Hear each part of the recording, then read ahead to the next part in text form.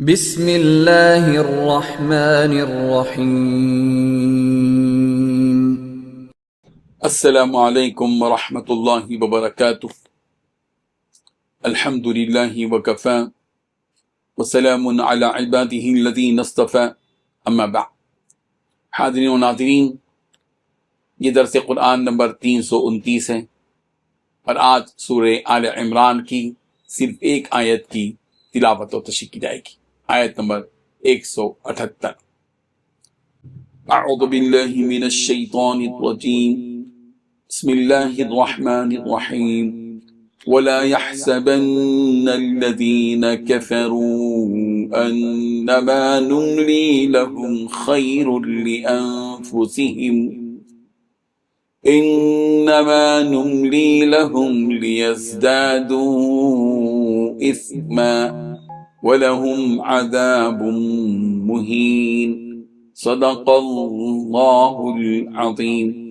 لفظی ترجمہ یوں ہیں، وَلَا يَحْسَبَنَّ الَّذِينَ، اور ہرگز گمان نہ کریں وہ لوگ جنہوں نے کفروا کفر کیا، انما نملی لہم، کہ ہم ڈھیل دے رہے ہیں انہیں، خیرن وہ بہتر ہے، لانفسہم ان کی جانوں کے لیے، انما نملی لہم ہم تو صرف مہلت دیتے ہیں، لہم انہیں، لیزدادوا تاکہ وہ زیادہ ہو جائیں، اثمن گناہ میں، ولہم اور ان کے لیے ہے عذاب مہین، رسوا کرنے والا عذاب۔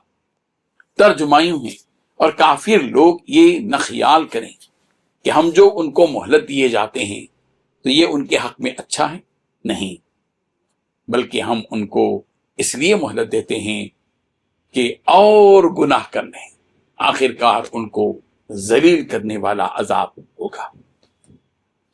اس آیت میں 3 باتیں بتائی گئی ہیں۔ پہلی بات، کافر اللہ کی ڈھیل کو اپنے لیے اچھی بات نہ سمجھیں۔ دوسری بات، کافروں کو ڈھیل اس لیے دی جا رہی ہے تاکہ وہ گناہ میں اور آگے بڑھ جائیں۔ تیسری بات، ان کافروں کو ذلت آمیز عذاب ہوگا۔ بزرگان محترم، کافر اپنے دل میں یہ خیال کرتے ہیں کہ ہماری زندگی تو خوب عیش و عشرت پہ چل رہی ہے، کفر و شرک میں مبتلا ہونے کے باوجود ہمارے پاس مال و دولت بھی ہے، آرام و راحت کے اسباب بھی ہیں۔ حالانکہ حقیقت یہ ہے کہ اللہ تعالیٰ انہیں مال و دولت اور آرام و راحت ان کے کفر اور شرک اور گناہوں کی کثرت کے باوجود دے رہے ہیں، اور یہ اللہ تعالیٰ کی طرف سے ڈھیل ہے، مہلت ہے۔ اور یہ ڈھیل اور مہلت کے بارے میں کافر یہ نہ سمجھیں کہ ان کی جانوں کے حق میں بہتر ہے، مفید ہے، ایسا ہرگز نہیں۔ یہی مہلت اور یہی ڈھیل ان کے لیے نقصان دہ بھی ہے۔ کسی کافر و مشرک اور دشمن خدا کا صاحب مال اور صاحب اولاد ہو جانا اس کے محبوب خدا ہونے کی علامت نہیں ہے۔ سورہ توبہ کی آیت نمبر 55 میں بھی اللہ تعالیٰ نے یہ بات بتائی، فَلَا تُعْجِبُكَ أَمْوَالُهُمْ وَلَا أَوْلَادُهُمْ إِنَّمَا يُرِيدُ اللَّهُ لِيُعَذِّبَهُمْ بِهَا فِي الْحَيَاةِ الدُّنْيَا وَتَزْهَقَ أَنفُسُهُمْ وَهُمْ كَافِرُونَ۔ ان کافروں کے مال اور ان کی اولاد، پیغمبر آپ کو تعجب میں نہ ڈالیں، اللہ کو صرف یہ منظور ہے کہ ان چیزوں کی وجہ سے دنیاوی زندگی میں ان کو عذاب میں گرفتار رکھیں اور ان کی جانیں اس حال میں نکلیں کہ وہ کافر ہوں۔ یہ جو کافروں کو ڈھیل اور مہلت دی جاتی ہے، اس میں اللہ تعالیٰ کی حکمت ہے، اور اس کا منصوبہ یہ ہوتا ہے کہ وہ گناہوں میں مزید ترقی کریں۔ اصولی طور پر یہ بات ذہن میں رکھی جائے کہ ایمان اور نیک اعمال کی مشغولیت کے ساتھ جس کو حلال مال مل جائے، وہ اگرچہ کہ تھوڑا ہی ہو، بہت بہت مبارک، بہت بہت مبارک ہے، جس میں برکت بھی ہے، اللہ تعالیٰ کی رضامندی بھی ہے۔ ایمان سے محرومی کے ساتھ کفر اور شرک اور گناہوں کے ساتھ جتنی بھی دولت مل جائے وہ نحوست ہے، وبال ہے، اس کے سوا کچھ نہیں۔ اسی لیے کافروں کی دولت پر رشک نہ کیا جائے کہ ان کے پاس کتنی زیادہ دولت ہے۔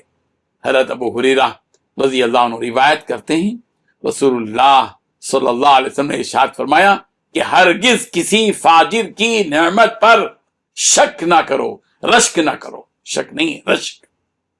فرمایا کہ ہرگز کسی فاجر و فاسق کی نعمت پر رشک نہ کرو، کیونکہ تمہیں معلوم نہیں کہ موت کے بعد اسے کس مصیبت سے دوچار ہونا ہے۔ اس کے لیے اللہ کے نزدیک ایک قاتل ہے جو کبھی نہ مرے گا، یعنی دوزخ کی آگ۔ جنہوں نے دنیا کی یہ زندگی اسلام سے دور اور کفر و شرک کے ساتھ گزاری، وہ جب اللہ کے ہاں پہنچیں گے تو اللہ تعالیٰ انہیں ذلت والا عذاب دیں گے۔ ایک تو عذاب کی تکلیف اور دوسرے ذلت کی تکلیف۔ اللہ تعالیٰ ہم سب کی حفاظت فرمائے، ایمان کے ساتھ ہم سب کو باقی رکھے، ایمان ہی کی حالت میں ایمان ہم سب کی موت آئے، اور ایمان ہی کی حالت میں اللہ کے دربار میں ہم اٹھائے جائیں۔ وآخر دعوانا ان الحمد للہ رب العالمین۔ ڈیلی درس قرآن کو سبسکرائب کیجئے، اپنے تاثرات اور مشورے ارسال کیجئے، اور متعلقین کے گروپ بنا کر انہیں روزانہ درس قرآن بھیجیں اور اجر ثواب پائیں۔